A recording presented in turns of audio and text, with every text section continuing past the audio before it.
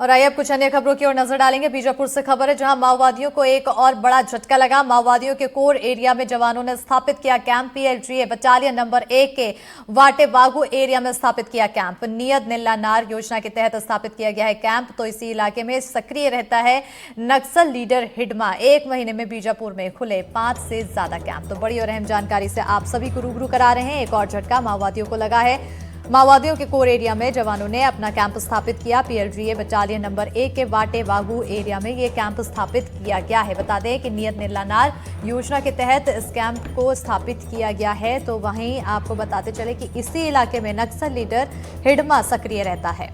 1 महीने में बीजापुर में 5 से ज्यादा कैंप खुले हैं, जिसके चलते माओवादियों में अब चिंता की लकीरें देखने को मिल रही है। ज्यादा जानकारी के साथ फोन लाइन पर बीजापुर संवाददाता मुकेश चंद्राकर जुड़ चुके हैं। मुकेश, कहीं ना कहीं अब माओवादियों की चिंता बढ़ गई है। जी बिल्कुल, निश्चित तौर पे नक्सलियों के आधार इलाके में लगातार सुरक्षा बल के नए कैंप स्थापित किए जा रहे हैं। पिछले 1 माह की बात करें तो बीजापुर और सुकमा के सीमावर्ती इलाके में करीब 6 कैंप स्थापित किए गए हैं और पिछले 1 साल में 100 से अधिक कैंप स्थापित किए गए हैं।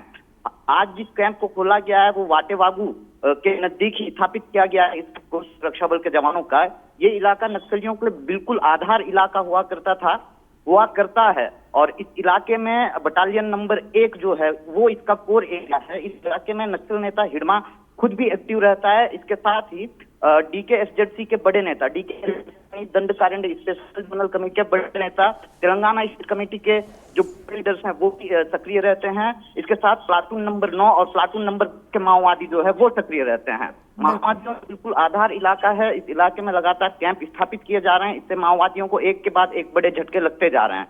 आपको एक कैंप की महत्ता ऐसे समझनी होगी कि जब भी एक कैंप स्थापित होता है तो करीब 7 से 8 किलोमीटर के दायरे में, रेडियस में नक्सली गतिविधियों में गिरावट आती है, उनके वारदातों में कमी आती है। इसके साथ ही नक्सली किसी तरह की कोई पॉलिटिकल मीटिंग नहीं कर पाते, जिसकी वजह से उनके आइडियोलॉजी का प्रचार प्रसार भी नहीं हो पाता है। जाहिर है जब आइडियोलॉजी का प्रचार प्रसार नहीं होगा तो रिक्रूटमेंट में गिरावट आएगी। इस तरह से नक्सलियों को एक के बाद एक बड़े झटके लगते जा रहे हैं। वाटे बागू कैंप निश्चित तौर पर ये कहा जा सकता है कि नक्सलियों के छाती पे सुरक्षा बलों का एक कैंप स्थापित किया गया है। जी बिल्कुल, बहुत शुक्रिया मुकेश तमाम जानकारी देने के लिए। तो कहीं ना कहीं इस कैंप के स्थापित होने से नक्सलियों में चिंता की लकीरें भी बढ़ गई हैं और उथल पुथल की स्थिति भी देखने को मिल रही है।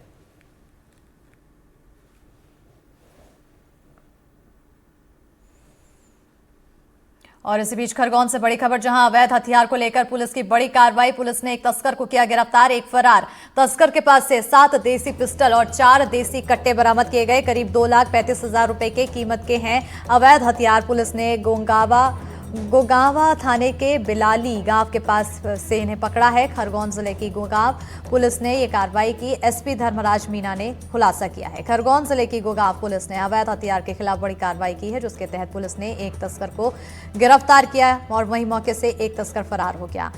गिरफ्तार आरोपी के पास से पुलिस ने 7 देसी पिस्टल और 4 देसी कट्टे बरामद किए हैं, जिसकी कीमत 2,35,000 रुपए तक बताई जा रही है। एसपी धर्मराज मीना ने कार्रवाई का खुलासा किया है। बड़ी खबर से आप सभी को रूबरू करा रहे खरगोन से बड़ी खबर, अवैध हथियार को लेकर पुलिस की बड़ी कार्रवाई। पुलिस ने एक तस्कर को किया गिरफ्तार। एक तस्कर फरार, मौका देखते ही फरार हो गया। तो वहीं फरार आरोपी की तलाश में पुलिस जुटी हुई है। और अब खबर महासमुंद से है, जहां 36 लाख से ज्यादा का शराब गबन का मामला सामने आया है। दुकान के 4 कर्मचारियों के खिलाफ एफआईआर, तो 36 लाख से ज्यादा का शराब गबन का मामला आया सामने। आबकारी अधिकारी की जांच में खुलासा हुआ है। महासमुंद में शासकीय शराब दुकान में 36,90,790 रुपए के गबन का मामला आया सामने। आबकारी विभाग ने जांच में दुकान संचालित कर रहे 4 कर्मचारियों के खिलाफ गबन का आरोप लगाते हुए कोतवाली थाने में मामला दर्ज कराया। 17 दिसंबर को सहायक आबकारी अधिकारी दीपक ठाकुर प्रीमियम विदेशी मदिरा दुकान पर जांच करने पहुंचे और जांच की तो डेली बिक्री में 14 दिसंबर और 15 दिसंबर को बिक्री शून्य पाई गई। सहायक आबकारी अधिकारी ने देखा कि स्टॉक पांजी में एक ब्रांड की शराब 373 नग है, पर दुकान में 136 नग मौजूद मिला। जिसके बाद जांच टीम ने बारीकी से जांच की तो 1 अप्रैल 2024 से 19 दिसंबर 2024 तक 36,90,790 रुपए के शराब का कोई रिकॉर्ड नहीं मिला और न ही इतना पैसा बैंक में जमा किया गया। महासमुंद प्रीमियम दुकान में 17 दिसंबर की शाम को वहाँ के प्रभारी अधिकारी सहायक जिला आबकारी अधिकारी दीपक ठाकुर के द्वारा निरीक्षण किया गया। निरीक्षण में कुछ अनियमितता प्रकाश में आई तो डिटेल इंस्पेक्शन उनके द्वारा किया गया। चूँकि 18 तारीख को ड्राई डे था, इसलिए 17 तारीख की रात को पूरी तरह से निरीक्षण नहीं कर पाए और दुकान को सील कर दिया गया। 19 तारीख को दुकान पुनः जब प्रारंभ हुई तो उनके द्वारा अपनी टीम के साथ जाकर पुनः निरीक्षण की कार्रवाई की गई और इस दौरान प्रत्येक मदिरा की पेटियों को खोल करके एक एक बोतल को गिनकर जांच की गई। सहायक जिला आबकारी अधिकारी वृत्त महासमुंद के द्वारा प्रीमियम विदेशी मदिरा दुकान महासमुंद के निरीक्षण पर वहां पे 36,90,790 रुपए की गबन संबंधी जांच की गई है, जिसमें उनके द्वारा थाना सिटी कोतवाली महासमुंद में प्रकरण दर्ज कराया गया है। उनके द्वारा मुख्य विक्रयकर्ता अमित राय, विक्रयकर्ता गौरी शंकर सेन एवं विक्रयकर्ता तुकेश दीवान और मल्टीपर्पज़ जो वर्कर है लक्ष्मी नारायण साहब, उनके द्वारा 36,90,790 रुपए की गबन करने संबंधी रिपोर्ट दर्ज कराई गई है, जिस पर थाना कोतवाली में अपराध धारा 316, 318(3), 318(4) और 3(5) जो कि गबन एवं धोखाधड़ी से संबंधित धाराएं हैं के तहत प्रकरण दर्ज किया गया है। कटनी में 2 दिन पहले हुई हत्या का पुलिस ने खुलासा किया। मामले में पुलिस ने एक आरोपी को गिरफ्तार किया। दरअसल कुटला थाना क्षेत्र के जटवारा गांव में 2 दिन पहले कमलेश शर्मा का शव बरामद किया गया, जिसकी सूचना पर कुटला पुलिस को जानकारी दी गई। वहीं मामले में पुलिस ने जांच के बाद गांव के बिट्टू भूमिया को हत्या के आरोप में गिरफ्तार किया। पुलिस के मुताबिक बिट्टू भूमिया को गिरफ्तार कर पूछताछ की जा रही है, जिसमें उसने बताया कि मृतक कमलेश शर्मा नशे की हालत में उससे विवाद किया था, जिससे विवाद के दौरान लाठी से पीटकर उसकी हत्या की।